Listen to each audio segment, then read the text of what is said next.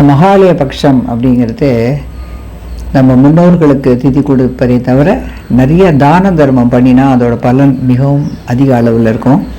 அதான் நம்ம அந்த பெயர்கள்லாம் சொல்லும்போது நமது தூரத்து உறவினர்கள், பறவைகள், விலங்குகள் அவைகளுக்கெல்லாம் கூட சேர்த்து நம்ம அந்த சமயத்தில் வேண்டுவது உண்டு.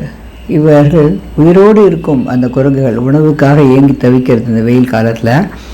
அவைகளுக்கு ஸ்ரீ பாலா தேவஸ்தானம், ஸ்ரீ மகாபிரிவா இல்லம், ஸ்ரீ லக்ஷ்மி நரசிம்ம பக்தஜன சபா சேலம் அவர்களை சேர்ந்தவர்கள் எல்லாரும் நயினார்பாளையம் அப்படிங்கிற ஏரியாவில் சாலை ஓரத்தில் இருக்கிற உணவிற்கு காத்து நிற்கும் குரங்குகளுக்கு அவை சாப்பிடக்கூடிய உணவுகளை, மற்ற கெடுதலான உணவுகளை கொடுத்தா அது ரொம்ப கெடுதல்.